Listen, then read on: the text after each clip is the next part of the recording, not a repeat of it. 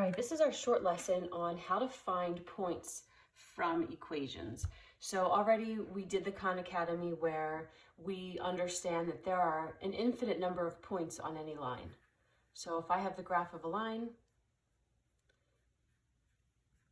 even though we just talked about x and y intercept, it's not just the x and y intercepts that are points on a line. So for example, if I draw a line like this, yes, I have an x-intercept that's here and a y-intercept that's here, and they both have ordered pairs. So this one would be -1, 0. This one would be 0, 1. But there are an infinite number of points on this line, all the way along it. So there's not just one point. In fact, there are points that have fractions and decimals and big numbers and small numbers. Maybe there's a point here that's at 2, 3, or whatever. So this point has a bunch of different this line has a bunch of different points on it, and we want to be able to find all of them. Whoa, what am I talking about? We don't want to find all of them. We want to find some of them. So if I'm given a line, I can obviously find points that are on it, because I can say I'm to the left 2 and I'm down 1. Okay, so -2, -1 is a point on that line. But what do we do when we're given the equation and we want to graph the line? So let's say we're given the equation y equals 2x plus 1. You might know how to graph that with y equals mx plus b, but right now we're not going there. We just want to talk about how we can find points on that line. So one of the things we can do is find the x and the y-intercept. That's what we did the last class. But because those aren't the only 2 points, let's see if we can come up with a way to find other points on that line. So you've probably seen a t-chart before, and that's what we're going to use. A t-chart looks like this because it looks like a T. That's where it gets its name. But in the left column, we're going to have values for x, and in the right column, we're going to have values for y. And basically, we are going to pick out numbers to plug in for x and find the y's that go with them. So we're going to pick whatever x values we want. We could pick 1,000,000. We could pick 500. We could pick 297. We could pick -6. And plug those x values into this equation and solve for y and get the y that goes with it. What we would be left with here then are 3 ordered pairs. We could graph all 3, connect them, and make our line. Now, we don't want to pick 1,000,000 or -256 because that just doesn't make any sense. Why do we want numbers that are that big when we're trying to also graph our thing? So we're going to pick numbers that make some sense. I'm going to usually pick 0. And I know that's going to be an intercept, but still it's a point. So I'm going to pick 0 for x and see what I get. So when I pick 0, I'm going to get y equals 2 times 0 plus 1. So 2 times 0 is 0, plus 1 is 1. So this means I have a point at 0, 1. Now let's pick something else. Let's pick 1 for x. I'm going to plug that in. So I'm going to have y equals 2 times 1 plus 1. See, I'm going to keep replacing x with whatever x value I pick. 2 times 1 is 2, plus 1 is 3. I'll pick something else for x. Let's pick 2. So I'm going to plug in 2. I'm going to have 2 times 2 plus 1. 2 times 2 is 4, plus 1 makes 5. So now I've got 3 points. Now the only thing about that is I don't have anything that's negative.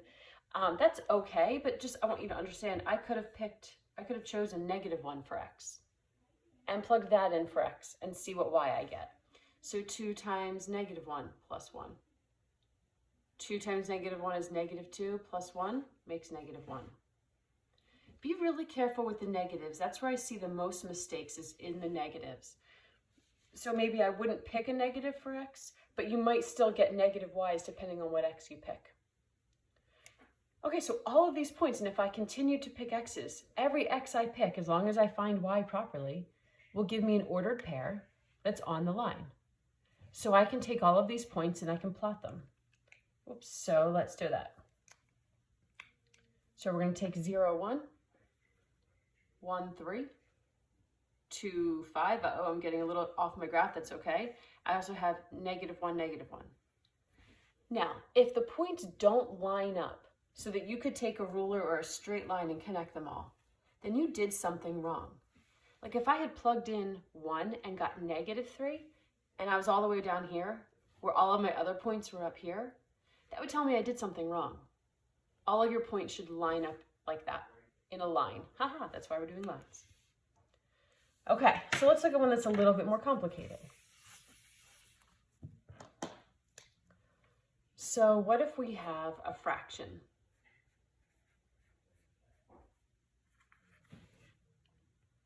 I really don't want to deal with fractions, but I can't just clear the fraction here. I'm not solving. It doesn't really work like that.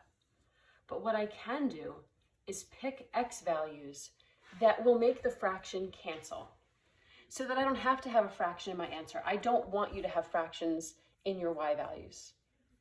I want you to pick numbers that are going to give you whole numbers as coordinates. So let's still start by picking 0. That's going to be our easiest thing. 1/2 times 0 plus 3. If you have any questions about how I'm plugging in, that would be something to ask. I'll make sure that I make it really clear. But now what am I going to pick next for x? If I pick 1, watch what happens. If I pick 1, I'm going to have 1/2 times 1 plus 3. So I'm going to have 1/2 times 1. That's 1/2 plus 3. Now I'm going to have 3 1/2. Yeah, that's a valid number, but I don't want you to use halves and quarters and stuff like that if you can help it. I want our graph to graph whole numbers because it's hard enough to see where your points are with whole numbers, and I don't want you to be putting the fractions on there. It's going to be really hard to see. So I don't want to plug in 1. I want to plug in numbers that are going to cancel out the denominator of my 1/2. So what does that mean? That means I want to plug in things that are going to cancel with a 2. So I want to plug in things like 2 and 4 and 6 and 8, or -2 and -4, -10. I want to plug in numbers that will cancel out the 1/2 or cancel out the denominator of the 1/2. Any of these options are fine. You're going to always be getting 3 points. So let's see what happens. 0, 3 we have, so 2. So what happens when I plug in 2? I'm going to have 1/2 times 2 plus 3. You have a calculator if fractions really freak you out. 1/2 times 2, you can put in your calculator and get 1. Plus 3 makes 4. Okay, let's go over that again with a different number. And remember, you can always pause and go back. Let's plug in 4. 1/2 times 4 plus 3. You can do that on your calculator. 1/2 times 4 is 2. Plus 3, we got 5. All right, if I keep going, I can get more. You don't have to get more. But that's how I'm going to use, when I see a fraction with my x, I'm going to want to get rid of it. I'm going to want to plug in numbers for x that will make that denominator cancel. So that's plenty. I've got 3 points. I can go and graph them. 0, 3, 2, 4, 4, 5.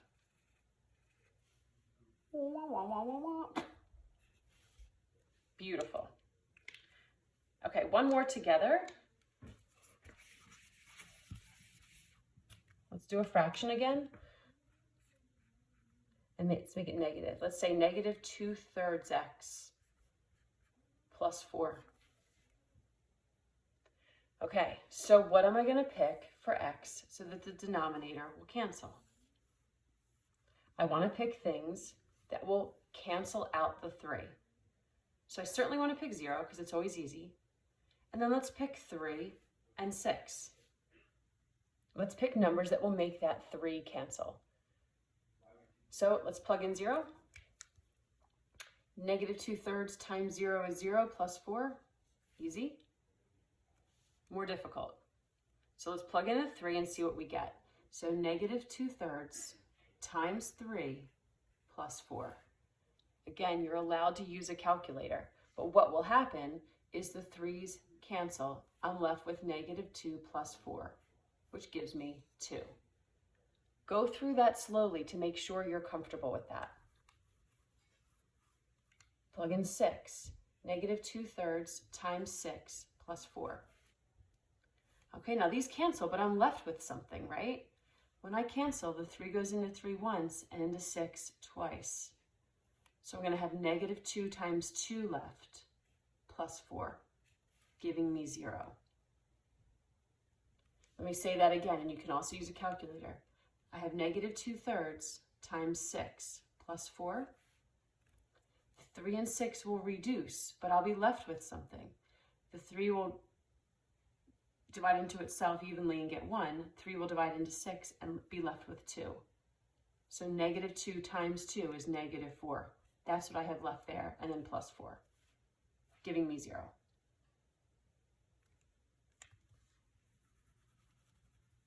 All right, let's graph it.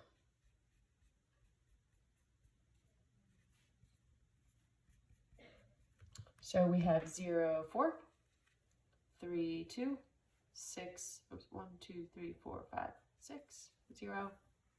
Graph it.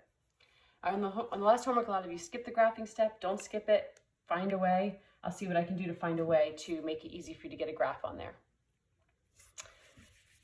Okay, that is how you do it. Now, I want you to go try the problems on the, in fact, let me just do this. If you want a couple more to practice, here's 2 more.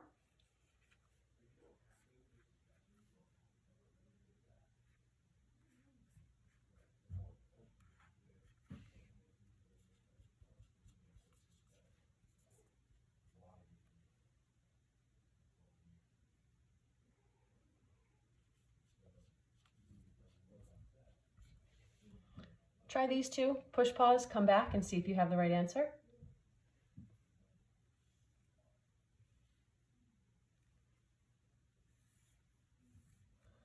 All right, for this one, I'm going to go 0, 1, and 2. I'm going to plug in 0, I get 5. Plug in 1, be careful because I have negative 1 now, plus 5, so this is 4. Plug in 2, I have negative 2 plus 5, so this is 3. So I have 0, 5, 1, 4, and 2, 3. My line looks something like that.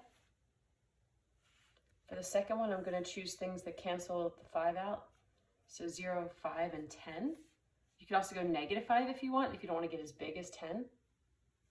Plug in 0, and I get negative 1.